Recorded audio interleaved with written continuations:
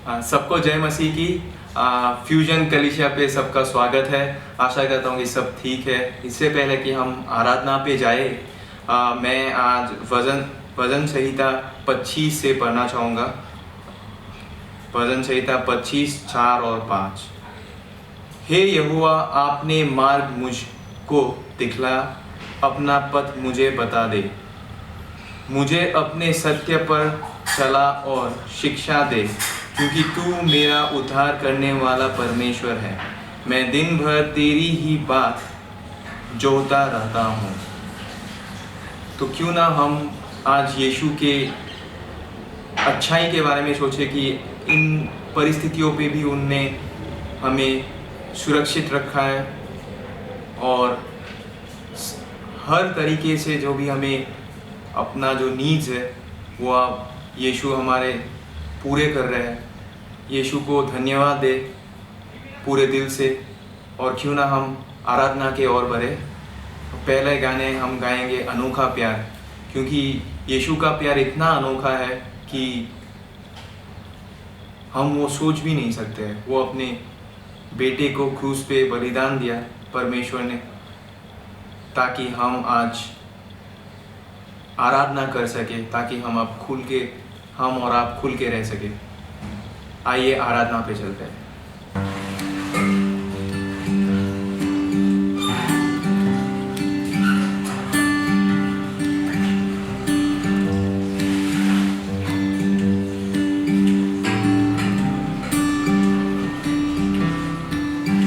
शून्य से लेके तूने मुझे रच लिया अपने ही रूप में। प्रेम किया है अनंत प्रेम से, दिया पुत्र मेरी मुक्ति के लिए। शून्य से लेके तूने मुझे रच लिया अपने ही रूप में। प्रेम किया है अनंत प्रेम से, दिया पुत्र मेरी मुक्ति के लिए। अनोखा प्यार है तेरा, करूँगा स्तुति तेरी मैं सर्वदा। अनोखा प्यार है तेरा, करूँगा स्तुति तेरी मैं सर्वदा। अनोखा प्यार है तेरा, करूँगा स्तुति तेरी मैं सर्वदा। अनोखा प्यार है तेरा, करूँगा स्तुति तेरी मैं सर्वदा।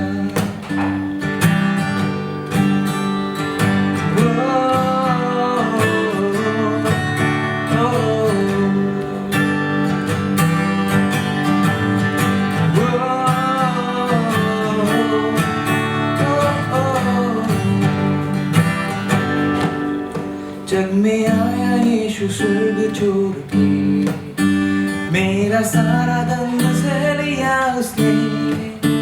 कोरे खा के क्रूस उठा के यीशु ने मुझे मुक्ति और चंगाई दे दी है। जग में आया यीशु स्वर्ग छोड़ के, मेरा सारा दम सह लिया उसने। कोरे खा के क्रूस उठा के यीशु ने मुझे मुक्ति और चंगाई दे दी है। अनोखा प्यार है तेरा, करूँगा स्तुति तेरी मैं सर्वदा। अनोखा प्यार है तेरा, करूँगा स्तुति तेरी मैं सर्वदा। अनोखा अनोखा प्यार है तेरा,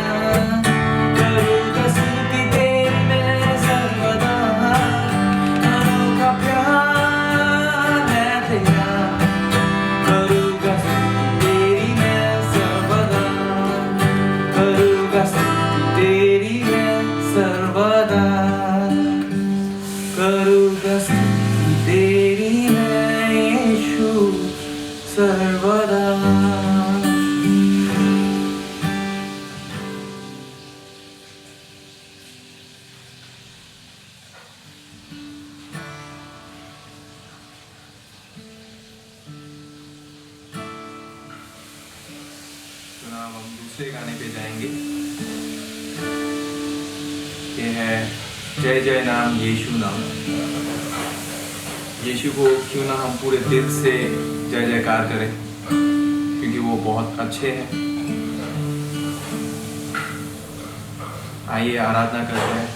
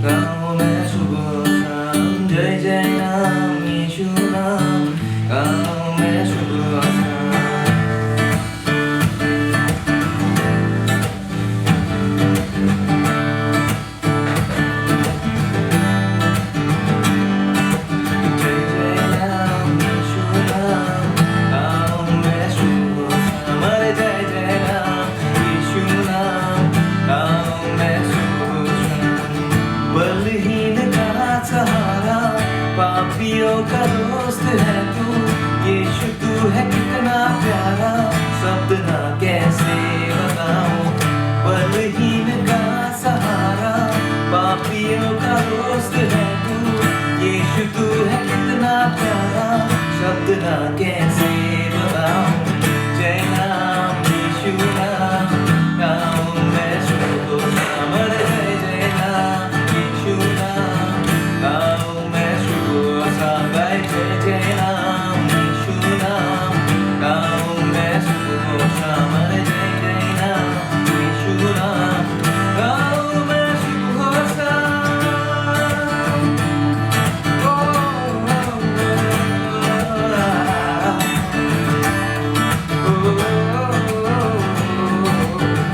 तुझ में बना रहूं तो अमृत फल लाऊं मैं, गाऊं तेरी जय सदा तो तुझ सा बन जाऊं मैं। तुझ में बना रहूं तो अमृत फल लाऊं मैं, गाऊं तेरी जय सदा तो तुझ सा बन जाऊं मैं। जय जय नाम यीशु नाम, गाऊं मैं शुभ नाम, जय जय नाम यीशु नाम, गाऊं मैं शुभ नाम।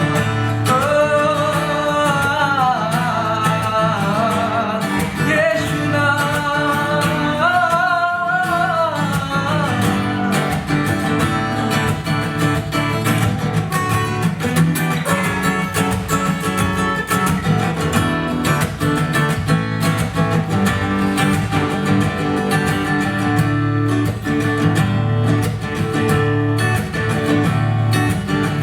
तू ही है जो मुझको बुलाता, देता है जीवन जल, तेरी शक्ति पाऊं सदा और योजनाएं सफल हो जाए।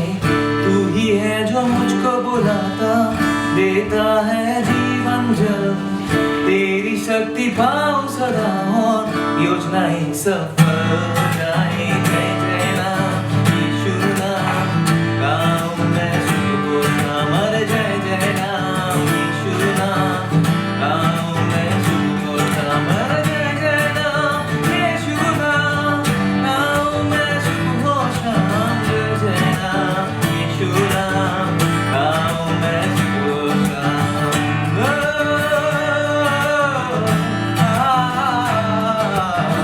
यीशु नाम, जय जय नाम यीशु नाम, गाऊं मैं शुभ नाम, जय जय नाम यीशु नाम, गाऊं मैं शुभ नाम। आप सभी को प्रभु के नाम में जय मसीह की आप सभी का मैं स्वागत करना चाहता हूं आज की हमारी इस हिंदी सभा में। और एक और खूबसूरत सबत का दिन है कि हम उसके वचनों में जा सकते हैं। कितनी खूबसूरत बात है कि चारों तरफ समस्याएं क्यों ना हो, वायरस का खतरा है, दुनिया भर की चीजें हो रही हैं संसार में, लेकिन हमारे आनंद का कारण हमारा प्रभु है। तो आइए क्यों ना हम अपने मनों को, अपने सोच विचारों को इस समय स्थिर करें और प्रार्थना करें इस समय परमेश्वर से कि परमेश्वर हमारी सहायता करे कि हम उसके वचनों की गहराइयों में जा सके और उसको अपने जीवन में लागू कर सके। तो आइए हम क्यों ना प्रार्थना के साथ आज के इस वचन की शुरुआत करें। हमारे प्रभु यीशु मसीह, हम प्रार्थना करते हैं कि इस समय आप हम सबको स्थिर करें। हम प्रार्थना करते हैं परमेश्वर कि आप हमारी सहायता करें कि जब हम आपके वचनों में जाते हैं, उसकी गहराइयों में जाते हैं, तो प्रभु आप अपने अनमोल मोतियों को जो आपके वचन के हैं हमें बताएं और हमें सिखाएं कि हमें अपने जीवन में किस प्रकार से आपकी समानता में बढ़ते जाना है। हम प्रार्थना करते हैं आपकी पवित्र आत्मा इस समय अपना प्रकाशन हम सबको दे और हम सबकी सहायता करें कि हम आपके इस बहुमूल्य भोजन को, जो आपका वचन है, उससे हम अच्छे से आनंद लेने वाले हो सके। ये प्रार्थना यीशु मसीह के नाम से मांगते हैं, आमीन।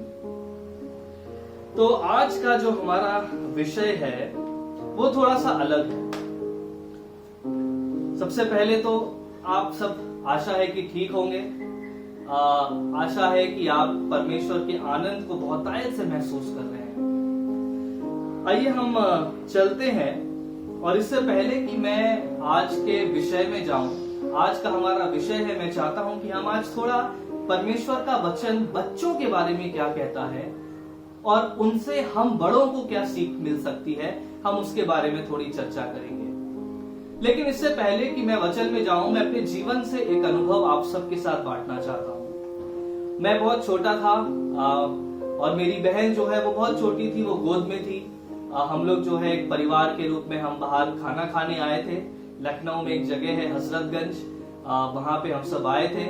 अच्छी शाम थी, ठंडी हवा चल रही थी और वहां पे हम एक जलेबी बनाने वाला है उसके बाहर खड़े हुए थे। जलेबी हमारी तैयार हो रही थी, आइसक्रीम भी मिल रही थी और वहां हम देखते हैं कि एक छोटा सा बच्चा, जो गरीब बच्चे होते हैं, भीख मांगते हैं जो बेचारे, तो वो जो है मेरे पापा के पास आया और उसने एक इशारा किया कि मुझे भूख लगी है, थोड़ा खाना दे दीजिए। और मेरे पिताजी को उनके ऊपर, उसके बच्चे के ऊपर तरस आया और उन्होंने उसे एक जलेबी खरीद के दी और उसी के साथ साथ 5-6 रुपए भी दिए ताकि वो जाके और भी जो कुछ खाना है खा सके। और बच्चा जो है मजे से जलेबी खा रहा था और मेरी जो बहन है वो इतनी छोटी थी और उसके हाथ में एक गुब्बारा था जो उड़ने वाला होता है, वो मम्मी ने हाथ में बांध रखा था और गोद में लिए थे और मैं भी छोटा सा बगल में खड़ा हुआ था, जलेबी का इंतजार कर रहा था। और फिर क्या होता है कि मेरी बहन के उंगली में जो गुब्बारा फंसा हुआ था वो धीमे से छूट जाता है।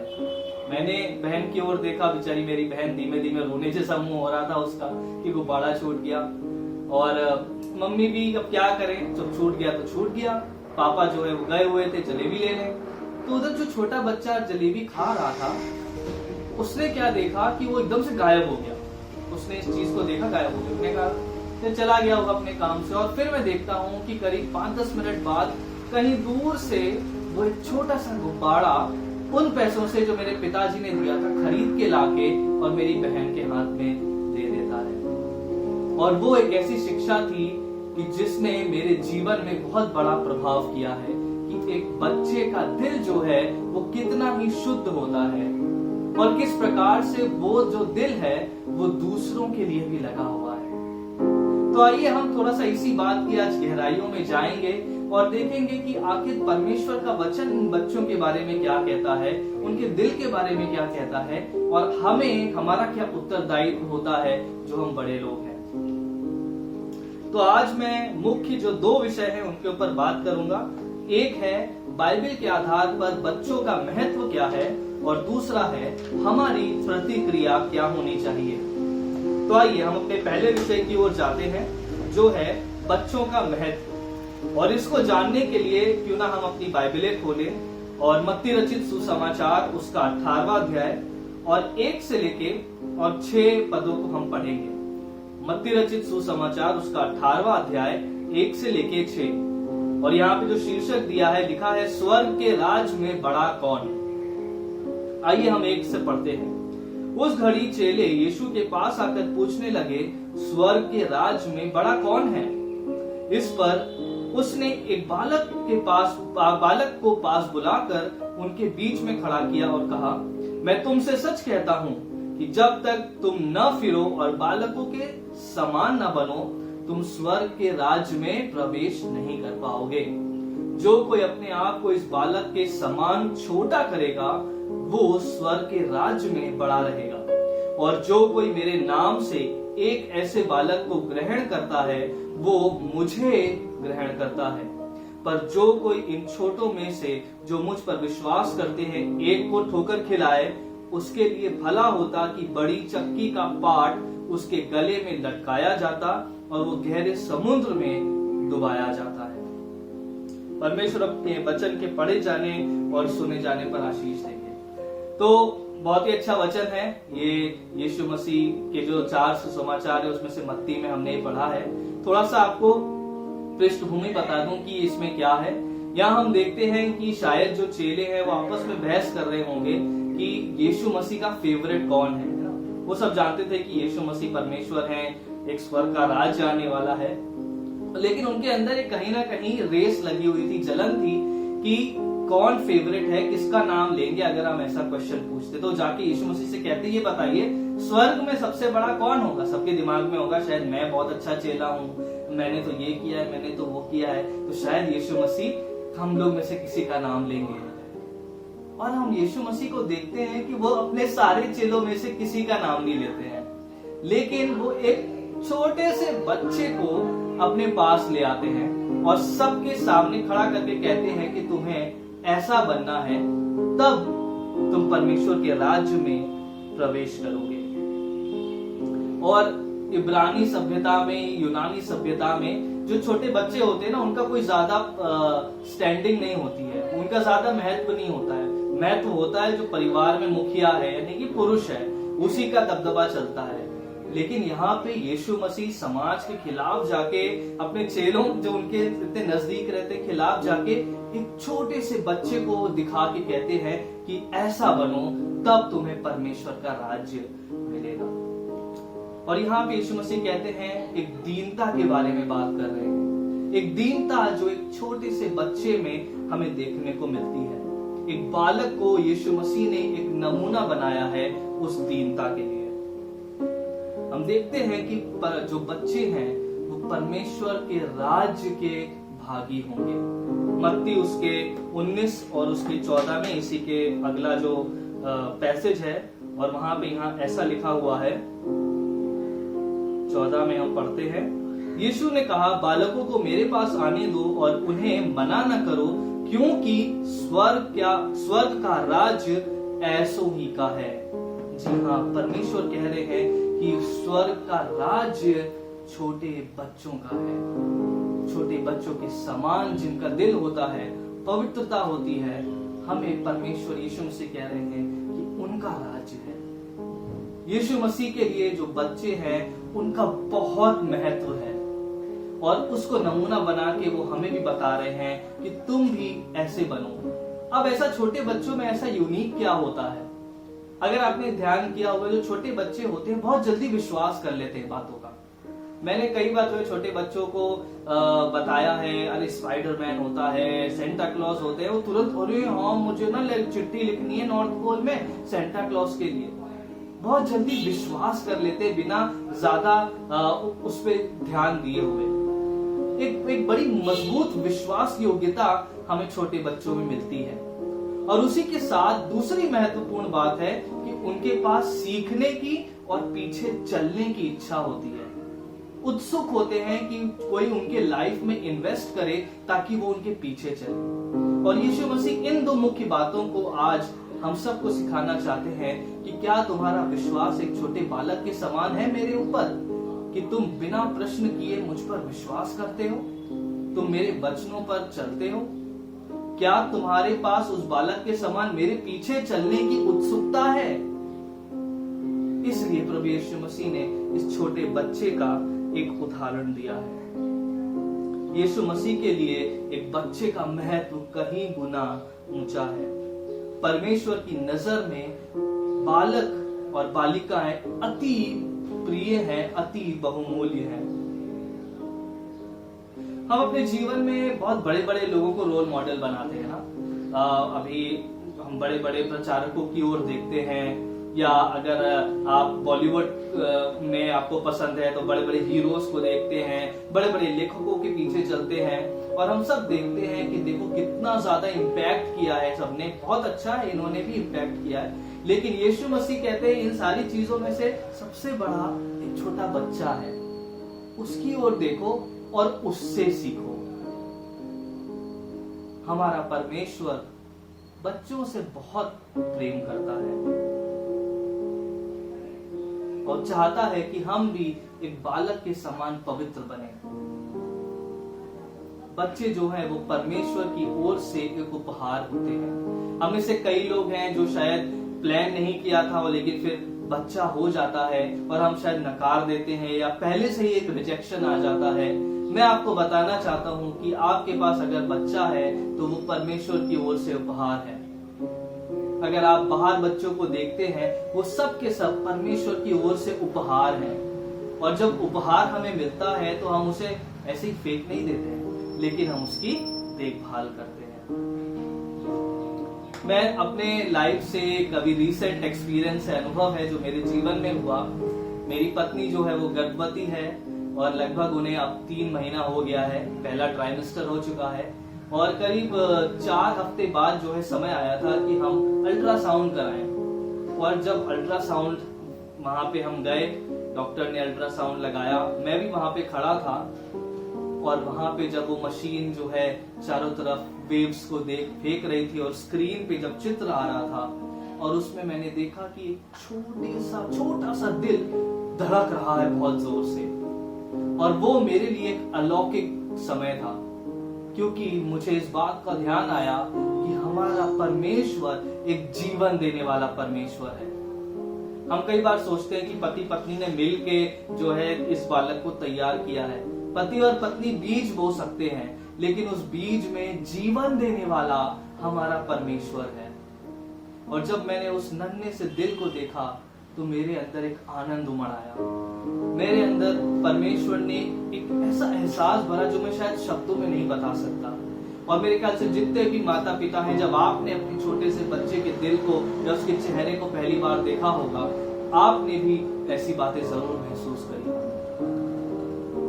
और जब इन सारी चीजों को देखते हैं तो हम जानते हैं कि परमेश्वर के राज्य में और यीशु मसीह के लिए बच्चों का बहुत ज्यादा महत्व है।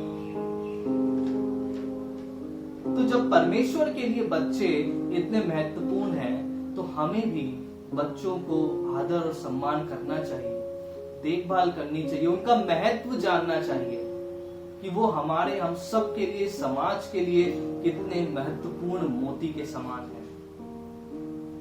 और परमेश्वर का धन्यवाद दें कि परमेश्वर ने इन खूबसूरत उपहारों को हमें दिया है। उसने इस संसार में जो है एक नई पीढ़ी को तैयार करने के लिए इन छोटे बालकों को दिया है जो आगे चल के बड़े होंगे। और उसका धन्यवाद दें कि परमेश्वर ने इन उपहारों को हम सबको दिया है, ताकि हम एक गहरे प्रेम को भी अनुभव कर सकते हो। तो अब आप समझ गए हैं कि बच्चे कितने महत्वपूर्ण हैं परमेश्वर के लिए, हमारे लिए क्या महत्व है उनका। तो अब हम क्या करें? अब हमारा क्या उत्तरदायित्व बनता है ये सारी चीजों को जान के? तो सबसे पहली चीज है, यीशु मसीह ने कहा है कि तुम इनके समान बनो। इसका मतलब है कि वो हमारे लिए एक रोल मॉडल है, हमारे लिए एक नमूना है परमेश्वर के विश्वास योग्यता का और उसके पीछे चलने का, एक पवित्र संबंध बनाने का। कि जब एक बच्चा किसी से प्रेम करता है तो वो एक सच्चा प्रेम होता है, उसके प्रेम में कोई मिलावट नहीं होती है, क्योंकि वो उस बातों को जानता नहीं है, लेकिन वो सच्चाई से प्रेम करता है। तो उन बच्चों से सीखें, उन भावनाओं को जाने जो बच्चों के अंदर होती है, और उस भावना से हम परमेश्वर से प्रेम करें। दूसरी बात है कि हमें हमारे जो ये उपहार हैं उन्हें परमेश्वर के राज्य और उनकी शिक्षाओं के बारे में सिखाते रहना है। ये हमारी जिम्मेदारी है। अगर आप माता पिता हैं, अगर आप बड़े भाई या बहन हैं, अगर आप अपनी कलीसिया में बच्चों को देखते हैं, अगर आप संडे स्कूल में बच्चों को पढ़ाते हैं, अगर आप शिक्षक हैं, कुछ भी हो आप, ये हमारी जिम्मेदारी है कि हम उन्हें सही मार्ग दिखाएं, हम उन्हें अच्छाई का रास्ता दिखाएं। और मेरे पास बतेरी वर्सेस हैं, जैसे कि यहाँ पे नीति वचन उसका 22वां अध्याय और 6ठे पद में अगर हम पढ़ें तो यहाँ पे इस प्रकार से लिखा है, लड़के को उसी मार्ग की शिक्षा दे जिसमें उसको चलना चाहिए और वो बुढ़ापे में भी उससे ना हटेगा। फिर अगर हम व्यवस्था विवरण में जाएं और उसका 5वां अध्याय और 29वां वचन पढ़ें तो वहां पे लिखा हुआ है, भला होता कि उनका मन सदैव ऐसा ही बना रहे कि वे मेरा भय मानते हुए मेरी सब आज्ञाओं पर चलते रहें, जिससे उनकी और उसके वंश की सदैव भलाई होती रहे।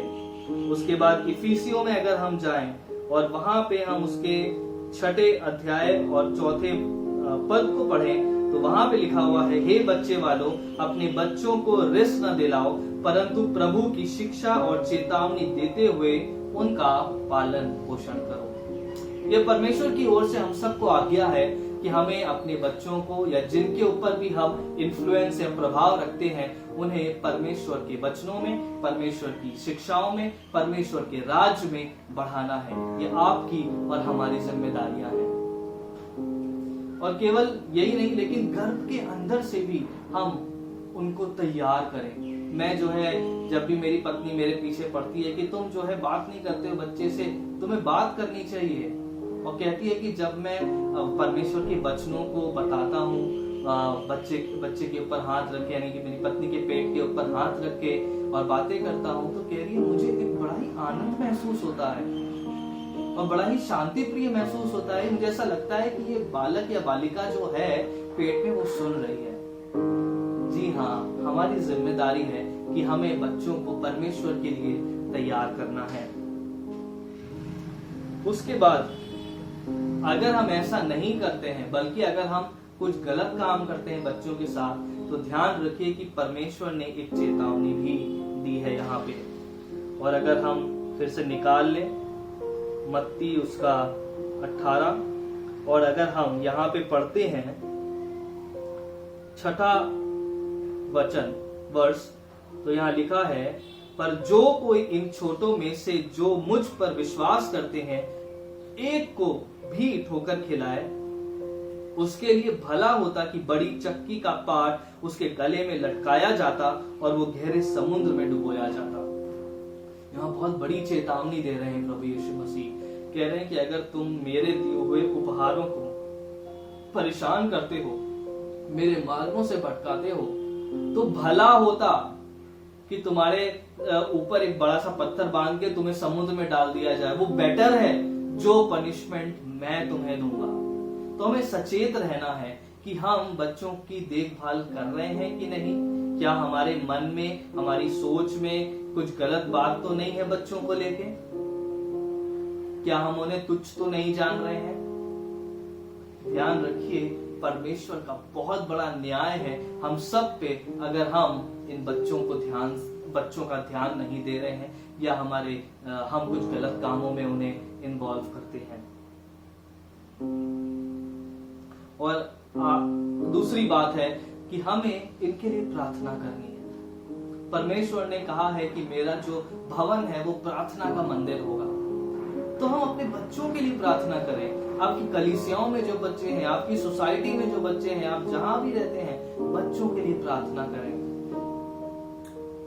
और खासकर उन बच्चों के लिए जो गरीब हैं, लाचार हैं, अंडर प्रिविलेज हैं। मैं एक डॉक्यूमेंट्री देख रहा था और वो डॉक्यूमेंट्री है, माइका जो है एक वस्तु, एक धातु होती है जो सारे के सारे ब्यूटी प्रोडक्ट्स, चाहे लिपस्टिक हो, नेल पॉलिश हो, आईलाइनर हो, जो भी कुछ होता है, उन सारी चीजों में ये माइका जाता है जो उसे चमकदार और खूबसूरत दिखाता है। लेकिन झारखंड में ये जो माइका की माइनिंग होती है वो छोटे बच्चों के द्वारा जबरदस्ती कराई जाती है।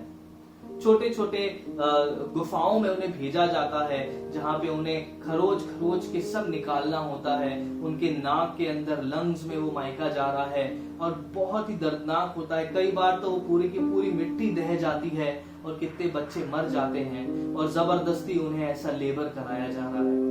और मात्र उन्हें 20 किलोग्राम माइका निकालने के केवल 100 से 150 रुपए मिलते हैं। अपनी जान जोखिम में डालते हैं। और आंकड़ों के अनुसार करीब 22,000 बच्चे जो है वो ऐसे कामों में जबरदस्ती लाए गए हैं। और हर महीने 40 से 50 ट्यूबरकुलोसिस के केसेस आते हैं, टीबी हो जाता है बच्चों को। और हर महीने कम से कम 10 बच्चे इस माइनिंग करते हुए मर जाते हैं। और मेरे दोस्तों, ये बहुत बड़ी इंडस्ट्रीज में से एक छोटा सा हिस्सा है जहां पे ऐसे अब्यूज किया जा रहा है। प्रार्थना करें ऐसे लोगों के लिए, ऐसे बच्चों के लिए जिनको बॉन्डेड लेबर में ले गए हैं, जिन्हें गलत कामों के लिए प्रयोग किया जा रहा है जबरदस्ती, जिनके पास खाना नहीं है, पैसा नहीं है। बहुत समय पहले एक वीडियो आया था कमलेश करके, एक छोटे से लड़के का, उसका दुनिया भर में मीम्स बने, लेकिन वो बच्चा बेचारा उस नशे की आदत में है। क्या पता अगर वो बच्चे को एक अच्छी शिक्षा मिलती या अगर कोई उसको बचाने वाला, शिक्षा देने वाला होता तो वो बच्चा कुछ बहुत बड़ा बन सकता था।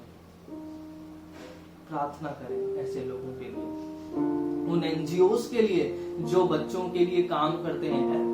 बहुत से एनजीओज हैं जो ऐसा काम करते हैं, उनके लिए प्रार्थना करें। और आखिरी पॉइंट है कि हम केवल प्रार्थना ही ना करें, लेकिन हम कुछ कार्य करें बच्चों के लिए। हम इसको कार्यरत करें, हमारा जो प्रेम परमेश्वर ने हमें दिया है इनके लिए, इन बहुमूल्य बच्चों के लिए। कैसे कार्यरत कर सकते हैं? आप वॉलंटियर बन सकते हैं, जो भी एनजीओ जैसे काम करते हैं। उसी के साथ साथ आप, शायद आपके पास समय नहीं है लेकिन आपके पास परमेश्वर ने आपको धन से नवाजा है, तो आप डोनेट करें जो भी ऐसे काम होते हैं जहां पे, ताकि उन तक सहायता पहुंचाई जा सके। उसके बाद अगर आप लेखक हैं, अगर आप शिक्षक हैं, आप पुस्तकें लिखें, उजागर करें ऐसे सत्यों को, समाज को शिक्षित करें कि वो इन चीजों में ना उलझे जो बच्चों के लिए ठीक नहीं है। और आखिरी बात है कि आप जहां भी हैं, अपने दोस्तों को, अपने परिवार वालों को, अपने कलीसिया के सदस्यों को, जो भी है, आप उन्हें एजुकेट करें ऐसी सिचुएशंस के बारे में, और हम किस प्रकार से उन सिचुएशंस को हटा सकते हैं ताकि हम उन बच्चों तक सहायता पहुंचा सकें। जी हाँ, हम भी कुछ कर सकते हैं। हम बैठे ना रहें, लेकिन हम कुछ करें। हम परमेश्वर के लिए जो ये गिफ्ट है, ये उपहार है, उन्हें संजो के रखें, उन्हें संभाल के रखें। आखिर में मैं एक स्कूल मोटो है, ये जो स्कूल है ये पूरे विश्व का सबसे बड़ा स्कूल है, कई ब्रांचेस हैं, वर्ल्ड रिकॉर्ड में, Guinness book of world record में भी इसका नाम है। और उसका एक मोटो है, और उसका मोटो है every child is potentially the light of the world. हर बच्चा संभवतः इस जगत की ज्योति है। उस ज्योति को हम बुझने ना दें। हम परमेश्वर के लिए वो इतने महत्वपूर्ण हैं, हम भी उन्हें महत्व दें, हम भी उन्हें संभालें और बढ़ावा दें। परमेश्वर के राज्य, उसके मार्ग और उसकी धार्मिकता की खोज में उनकी सहायता करें और उनसे बेतहाशा प्रेम करें, क्योंकि हमारे परमेश्वर ने हम बच्चों से कितना प्रेम किया है। मेरी आशा है कि इस संदेश से आपके घर में, आपके परिवार में परमेश्वर आपको बहुतायत से आशीष देगा और आप जो है उसके प्रेम को और गहराई से जान पाएंगे। आप सभी का धन्यवाद हो और हम परमेश्वर के मार्ग में इसी तरीके से चलते रहें। परमेश्वर आप सभी को आशीष दे। आमीन।